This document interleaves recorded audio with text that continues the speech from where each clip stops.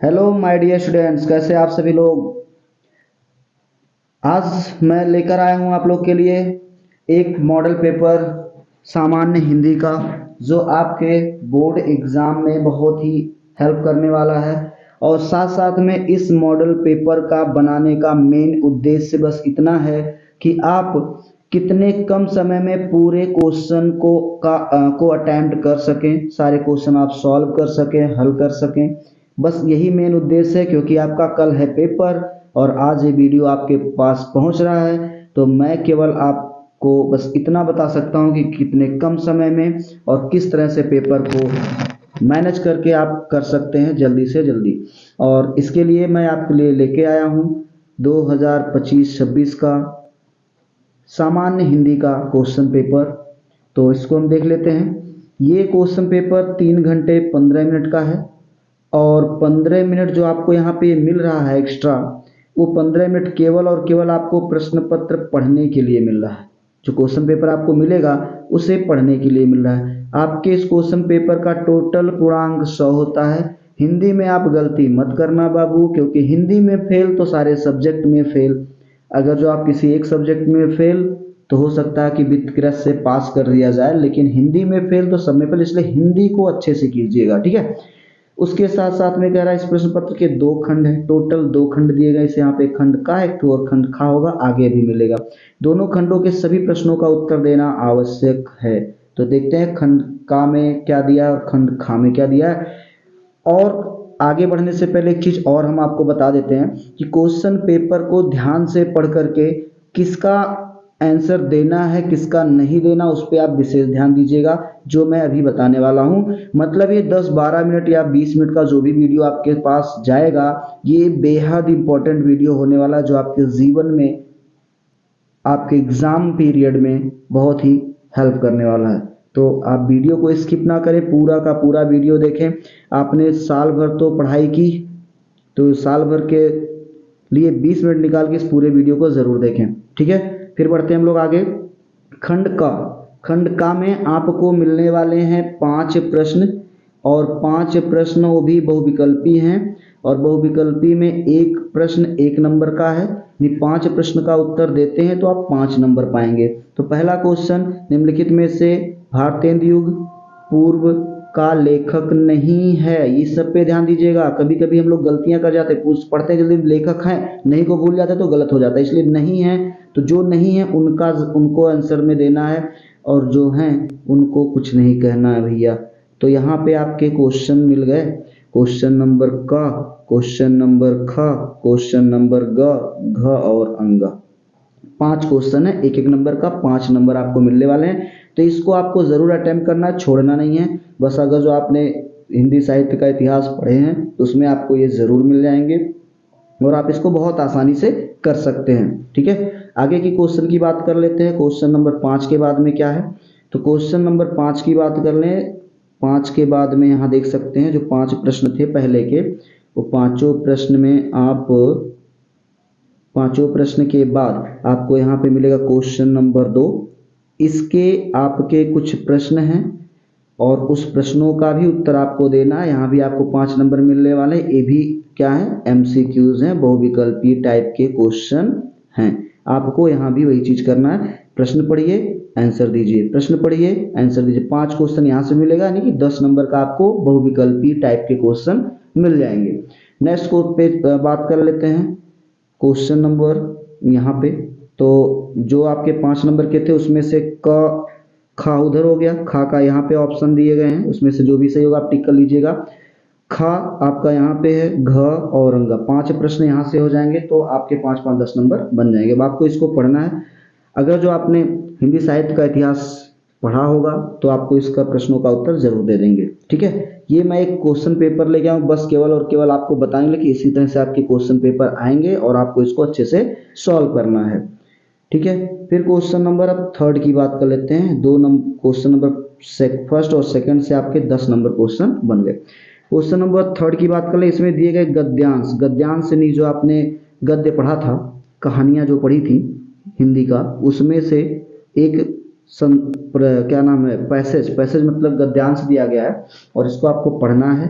पढ़ने के बाद में नीचे कुछ क्वेश्चंस दिए गए हैं जो कि टोटल 5 क्वेश्चन है। अगर जो आप इन पांचों क्वेश्चंस को अटेम्प्ट करते हैं तो आपको 10 नंबर मिलने वाले हैं। यहाँ देख लीजिए, एक क्वेश्चन पे 2 नंबर, यानी 5 दूनी 10 नंबर आपको यहाँ से मिल जाए। केवल आपको गद्यांश पढ़ना है, क्वेश्चन का आंसर देना। और एक सबसे महत्वपूर्ण चीज मैं आपको बता दूं कि प्रश्न नंबर 3 में अथवा भी दिया गया है भाई, अथवा करके। तो एक और पैसेज नीचे दिया गया, उसको देख के उसके नीचे 5 क्वेश्चन दिए गए हैं। जो नीचे पैसेज दिया गया, अशोक को जो सम्मान, मतलब ये यहाँ पे आपको पैसेज दिया गया, ये पैसेज, इस पैसेज को भी आपको पढ़ना है। पढ़ने के बाद इसके कुछ क्वेश्चंस दिए गए, उन क्वेश्चंस का आंसर देना। तो चाहे आप ऊपर वाला कीजिए चाहे ये नीचे वाला कीजिए, दोनों में से कोई एक कीजिएगा, दोनों मत कीजिएगा। टाइम बर्बाद मत कीजिएगा भाई, एग्जाम का समय है, बहुत ही इंपॉर्टेंट है। तो ये हो गया आपका क्वेश्चन नंबर यहाँ पे। जो तीसरे का पैसेज दिया था अथवा वाला, उस पैसेज का यहाँ पे थोड़ा सा और बचा हुआ वो दिया है। और उसके बाद में कुछ 5 क्वेश्चन दिए गए, चाहे आप इस अथवा वाले का 5 कीजिएगा चाहे उसके पहले वाले का 5 कीजिएगा। केवल उन्हीं में से एक ही करिएगा, दोनों मत कीजिएगा, टाइम बर्बाद होगा। ठीक है, तो 10 नंबर आपको यहाँ से मिल जाने वाले हैं। फिर सेम गद्यांश से क्वेश्चन है तो पद्यांश से मिलेगा ही मिलेगा। अगला क्वेश्चन नंबर 4 में पद्यांश पर आधारित कुछ क्वेश्चन मिलेंगे, प्रश्नों के उत्तर देने हैं, यानी पद्यांश को पढ़ना है। पद्यांश का मतलब क्या होता है आप सभी लोग जानते हैं। पद्यांश का मतलब कविता या दोहा, आपको उनको पढ़ना है। पढ़ने के बाद में उससे नीचे कुछ प्रश्न दिए होंगे, उन प्रश्नों का उत्तर देना। जैसे यहाँ पे दिया गया है ये इतना सा पद्यांश, तुम मांसहीन तुम रक्तहीन हे अस्थि शेष तुम अस्थिहीन, ये दिया है ना। आप इसको पढ़ेंगे, पढ़ने के बाद में इसके बारे में आपको बताया गया होगा क्लासेस में, उसको आप देख करके, और नीचे 5 प्रश्न दिए गए हैं जैसा कि यहाँ पे आप देख सकते हैं। इन 5 प्रश्नों का उत्तर आपको देना है। फिर इसमें भी अथवा करके दे दिया भैया। अगर जो गद्यांश पद्यांश में ये पद्यांश पढ़ने के बाद ये 5 प्रश्न का आंसर देते हैं तो भी 10 नंबर मिलेगा, या फिर अथवा के बाद वाला जो क्वेश्चन दिया है उसको करेंगे तो मिलेगा। मतलब दोनों में से कोई एक करना, चाहे अथवा के पहले वाला करो चाहे अथवा के बाद वाला करो, इसी एक को करना। ठीक है, उसमें 5 प्रश्न दिए, 5 प्रश्न को आपको सॉल्व करना, यहाँ से भी आपको मिल जाएगा 10 नंबर। नेक्स्ट पर क्वेश्चन की बात कर लेते हैं। हाँ, वो पैसे जो अथवा के बाद दिया था, यहाँ देखिए, सावधान मनुष्य, यदि विज्ञान है तलवार तो इसे दे फेंक, तजकर मुंह स्मृति के पार। ठीक है, तो यहाँ पे आप उसको पढ़ने के बाद में, तो यहाँ भी 5 प्रश्न दिए गए, उनके प्रश्नों का उत्तर आपको देना है। या तो अथवा के बाद वाला करो या अथवा के पहले कोई एक ही करना बाबू, 5 प्रश्न। ठीक है, नहीं तो फिर आंसर गलत हो जाएगा, नंबर आपका गलत हो जाएगा। ठीक है, सारी मेहनत पे पानी फिर जाएगा।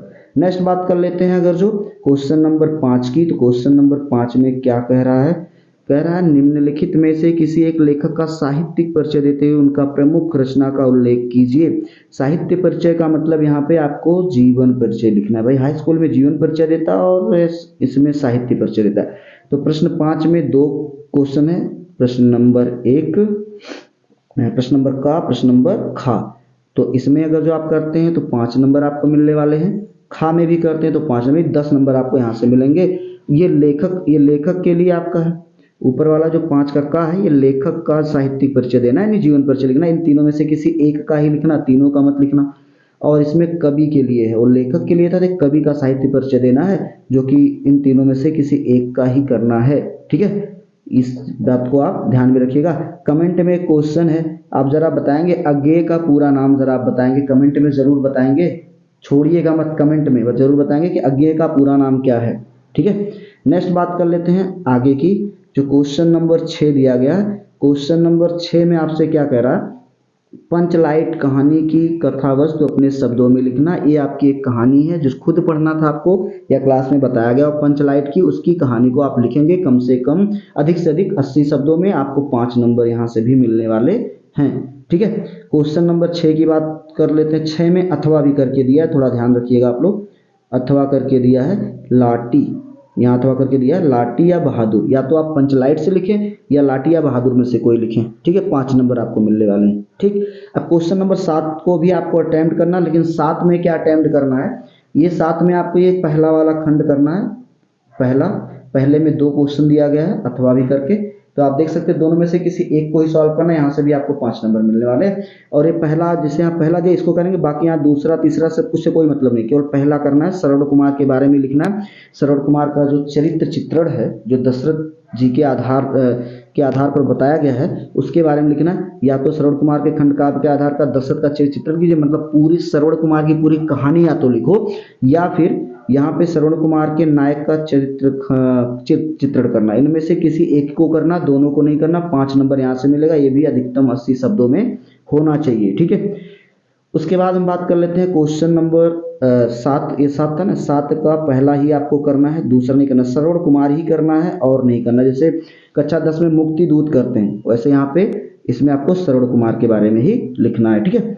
अब इसके बाद में बात करें तो यहाँ पे दूसरा, तीसरा, चौथा, पांचवा ये सब आपको नहीं करना। मतलब जो यहाँ पे दिए गए हैं, सत्य की जीत ये नहीं करना है, रश्मि रथ नहीं करना, मुक्तिज्ञ नहीं करना है, आलोक वृत्त नहीं करना है, त्याग पथ नहीं, ये सब नहीं करना है। उसके बाद बात कर लेते हैं कोश खंड खा। खंड का खत्म हो गया भैया, अब खंड खा में आ जाते हैं। खंड खा में आपकी बुक में कुछ संस्कृत दिए गए होंगे, उन संस्कृत के गद्यांश, इसमें भी गद्यांश और पद्यांश होते हैं। गद्यांश का मतलब कहानी, पद्यांश का मतलब कविता, लेकिन संस्कृत में श्लोक बोलते हैं, ठीक है। और इसमें आपको क्या करना, ये देखो अथवा करके 2 पैसेज दिए गए हैं, पैसेज का मतलब गद्यांश दिए गए हैं, और दोनों को में से किसी एक को ही करना है, जो आपको समझ में आएगा, जो आपको पता होगा कि हाँ ये इस चैप्टर का है और ये बहुत आसान है, इसका अर्थ आप जानते हैं। तो आप सबसे पहले इसको लिखने के इतना के बाद डैश डैश कर दीजिएगा, डैश के बाद में लास्ट में इतना लिख करके नीचे लिखिएगा संदर्भ हेडिंग डाल करके। अब संदर्भ कहाँ से लिया गया उसके बारे में जो कि क्लास में आपको बताए गए होंगे। उसके बाद इसका हिंदी अनुवाद हेडिंग डाल करके इसकी हिंदी लिख दीजिएगा क्या कह रहा है, ठीक है। आप चाहे ऊपर वाला करें चाहे नीचे, चलो कोई एक ही करना है। आपको यहाँ से 7 नंबर मिलने वाले, 2 नंबर आपको संदर्भ में मिलेंगे, 5 नंबर हिंदी अनुवाद में मिलने वाला है। तो इस चीज को आप जरूर करेंगे। तो 8 के का में आपका ये हो गया। अभी 8 का खा भी है, 8 के खा में यहाँ पे गद्यांश जब पद्यांश होगा और बाकी चीजें सेम होंगी, ठीक है। तो 8 के खा की बात कर लेते हैं, यहाँ पे आ गया लो भैया 8 की खा में देख लो, यहाँ पे क्या कर रहा है, श्लोक दिया गया, संदर्भ सहित बात करना है। मतलब एक देखो श्लोक दिया गया, आप इसको पढ़ें, पढ़ने के बाद में इसकी हिंदी जानते, पहले इसका संदर्भ लिखें किस पाठ से लिया गया है, ठीक है। ये सब लिखने के बाद में उसके बाद इसका हिंदी अनुवाद कर देना। आप चाहे इसको करें चाहे इसको करें, दोनों में से कोई एक करना, चाहे ये वाला कीजिए चाहे ये वाला, ठीक है। क्योंकि अथवा करके दिया तो दोनों में से कोई एक करना। यहाँ भी 7 नंबर आपको मिलने वाला है, ठीक है। तो बहुत ही अच्छा है, बस आप किताबें अगर जो पढ़े हैं तो 100% आपकी ये चीज़ें क्लियर हो जाएंगी और आप कर सकते हैं। आप बहादुर हैं, मैं जानता हूँ, यू कैन डू इट, है ना, ठीक है। नेक्स्ट बात करते हैं क्वेश्चन नंबर 9 की। क्वेश्चन नंबर 9 में क्या करें, निम्नलिखित मुहावरों में से किसी एक का अर्थ लिखकर वाक्य में प्रयोग करना है। यहाँ पे कुछ मुहावरा दिया गया जो आपके व्याकरण से रिलेटेड है, व्याकरण में दिया गया होता है। अब मुहावरा क्या कह रहा है भैया, किसी एक का लिखना है। इसमें 1 2 3 4 दिया, 4 में से किसी एक का ही लिखना है। जैसे सूर्य को दीपक दिखाना, हवाई किले बनाना, अपना उल्लू सीधा करना, अगर मगर करना, इनमें से इसका एक अर्थ बताओ क्या होगा। उसके बाद में उसका एक वाक्य बना दो उसका प्रयोग करके, तो आपके 2 नंबर आपको यहाँ से मिल जाएंगे, ठीक है। तो क्वेश्चन नंबर 9 में आपको बस इतना करना है। क्वेश्चन नंबर 10 की बात कर लेते हैं। क्वेश्चन नंबर 10 में आ जाते हैं, ठीक है। क्वेश्चन नंबर 10 में थोड़ा सा आपका आ गया है, ये जो है ये आप पढ़े होंगे ना, अनसीन पैसेज इंग्लिश में पढ़ते हैं, सेम वही है, आपठित गद्यांश, ठीक है।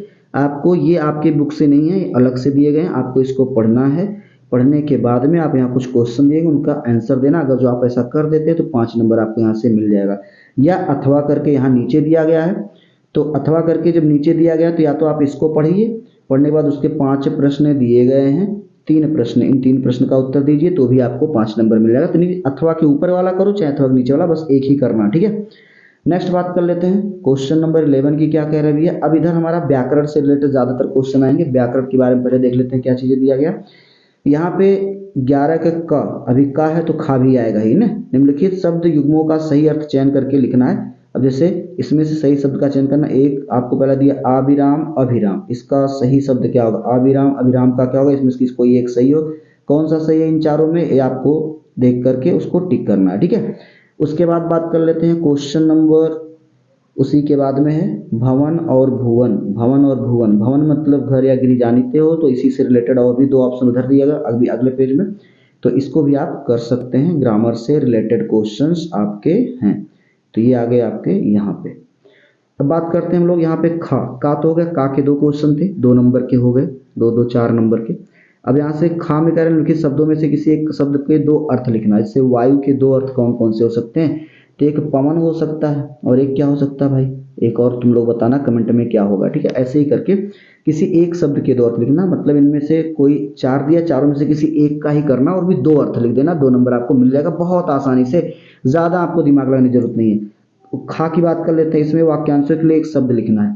यहाँ दिया है, कम बोलने वाला क्या कहलाएगा भाई, कंजूस कहलाएगा, अकिंचन कहलाएगा, मितभाषी या मुमुक्ष कहलाएगा, मुमुक्षु कहलाएगा, इसमें से क्या कहलाएगा आपको बताना है। ठीक है, ये आपको एक शब्द लिखना है। वन वर्ड सब्स्टिट्यूशन पढ़े हैं ना इंग्लिश में, वही है वन वर्ड सब्स्टिट्यूशन, एक वाक्यांश के लिए एक शब्द। ठीक, नेक्स्ट बात कर लेते हैं, अगर जो अगला बात है कि जो कीचड़ से उत्पन्न होता है उसे क्या कहते हैं भाई, कीचड़ से उत्पन्न क्या होता है, कमल होता है ना, तो गुलाब तो होगा नहीं, फूल भी नहीं होगा, पंकज भी नहीं होंगे, सुमन शायद गुलाब का पर्यायवाची है, आप देख लीजिएगा वही होगा। ठीक है, तो इस तरह से हम बात कर लेते हैं घा की, क्या कह रहा है क्वेश्चन नंबर घा में। क्वेश्चन नंबर में घा में बोल रहा है निम्नलिखित में से किन्हीं दो वाक्यों को शुद्ध करके बताना है। ये देखिए हिंदी में दिया, आज मेरा बड़ा भाई आ गया। अब ये आपको शुद्ध करना, इसमें कुछ त्रुटियां हैं, तो इनमें से किन्हीं दो का करना, दो वाक्य का, चार दिया गया है, इनमें से कोई दो करना, चाहे आप ये दो कर दो, चाहे ये दो कर दो, चाहे ये दो कर दो, चाहे ये दो कर दो। ठीक है, चाहे ये दो कर दो, कोई दो करना है। ठीक है, जो आपको समझ में आएगा। फिर व्याकरण से रिलेटेड क्वेश्चन आपको मिल जाएगा 12 का क ख ग, 3 क्वेश्चन है, क ख और ग, आपको तीनों में अटेंड करना, 2-2 नंबर का क्वेश्चन है तीनों, 6 नंबर आपको मिलेंगे। करुण रस अथवा शांत रस का स्थायी भाव लिखना और एक उदाहरण देना है, अगर जो आप ऐसा कर देते 2 नंबर मिल जाएगा। ठीक, और उपमा तथा रूपक अलंकार का लक्षण और उदाहरण लिखना है, उपमा रूपक अलंकार का लक्षण इनकी परिभाषा के साथ उदाहरण लिख दीजिए, आपका ये भी 2 नंबर मिल जाएगा। चौपाई और दोहा छंद का मात्रा सहित लक्षण और उदाहरण लिख दीजिए, तो आपको भी आप यहाँ से 2 नंबर मिल जाएंगे। नेक्स्ट बात कर लेते हैं हम लोग प्रश्न नंबर 13। प्रश्न नंबर 13 जो है क्या कह रहा है, ध्यान से देखेंगे। कह रहा कि ये आपके पत्र से एक पत्र आपको लिखना है, किसको लिखना है, उत्तर मध्य रेलवे के महाप्रबंधक को लिखना है। ठीक, जिसमें टिकट निरीक्षक के अभद्र व्यवहार की शिकायत करनी है, मतलब जो टिकट नहीं, जो टीटी टिकट निरीक्षक होता है, जो टीटी होता है, वो जो अभद्र व्यवहार करता है ट्रेन में हम लोग के साथ, उसके प्रति, उसके खिलाफ आपको शिकायत लिखनी है रेलवे के महाप्रबंधक को। तो आप ये पत्र लिखेंगे, 6 नंबर आपको यहाँ से मिल जाएगा, अधिकतम 200-250 शब्दों में होना चाहिए। ठीक है, ये 6 नंबर आपको यहाँ से मिल जाएंगे। नेक्स्ट बात कर लेते हैं क्वेश्चन नंबर 13 के बाद में, क्वेश्चन नंबर 13 के बाद 14 होना चाहिए भाई, ये 13 नहीं है ना, 13 ही है। तो क्वेश्चन नंबर 14 बात कर लेते हैं, क्या कह रहा है क्वेश्चन नंबर 14 में। अथवा करके आप यहाँ पे ना पत्र की बात कर रहे हैं, तो उसमें जन्मदिन पर मित्र को बुलावा भेजने के लिए भी आप पत्र लिख सकते हैं। ठीक, उपहार के लिए धन्यवाद पत्र, मतलब आपका मित्र बर्थडे पे आया है और आपको उपहार दिया, तो उसके लिए भी आप पत्र लिख करके ये बता सकते हैं, ये तो आप आसानी से लिख सकते हैं। ठीक, तो आप ये उसको ना कर पाए तो इसको जरूर करेंगे। ठीक है, 7 नंबर आपके लिए वहां से मिल जाएगा। फिर आप बात करते हैं क्वेश्चन नंबर 13 नहीं है 14 है, यहाँ 13 कर दिया है। तो कह रहा है निम्नलिखित में से विषयों में से किसी एक पर अपनी भाषा शैली में निबंध लिखना है। निबंध आपको बताना, खुद से लिखना है, जरूरी नहीं कि रटा रटाया हो, आपको जो समझ में आता है, यहाँ आपकी जो समझ है उसके हिसाब से लिखना है। ये भी आपको जो लिखना है याद रहे, इनमें से किसी एक पर लिखना है, 5 दिया गया, पांचों में से किसी एक पर लिखना, चाहे आप आतंकवाद की समस्या कारण या निवारण पर लिखिए, चाहे प्रजातंत्र में विपक्ष की भूमिका लिखिए, चाहे देश में बेरोजगारी की समस्या पर लिखिए, चाहे साहित्य समाज का पथ प्रदर्शक है उस पर लिखिए, या पर्यावरण संरक्षण की आवश्यकता पर लिखिए, आपको लिखना है। अब ये जरूरी नहीं है कि जो क्वेश्चन में मैं ये दिया हूँ, अधिकतर क्वेश्चंस तो आने के चांस हैं, लेकिन इसी टाइप के क्वेश्चंस आएंगे, कुछ थोड़े बहुत बदल सकते हैं, इस पर आप ध्यान रखिएगा और इनको अच्छे से जरूर कीजिएगा। ठीक है, तो ये आपका हो गया एक ओवरऑल व्यू, जो कि आपके पूरे क्वेश्चन पेपर में क्या क्या आता है, कैसे करना है, ये मैं आपको अच्छे से एक्सप्लेन कर दिया हूँ, और उम्मीद करता हूँ कि आप अच्छा नंबर लेके आएंगे और अच्छी मेहनत किए होंगे, और ईश्वर से कामना करूँगा कि आपका बढ़िया परसेंटेज आए और आप अच्छे से पढ़ें। फिर मिलते हैं नए वीडियो के साथ, और अगर जो हमारा वीडियो पसंद आया हो तो लाइक करें, चैनल को सब्सक्राइब करें और दोस्तों के पास शेयर ज़रूर करें। मिलते हैं फिर नए वीडियो के साथ, तब तक के लिए जय हिंद।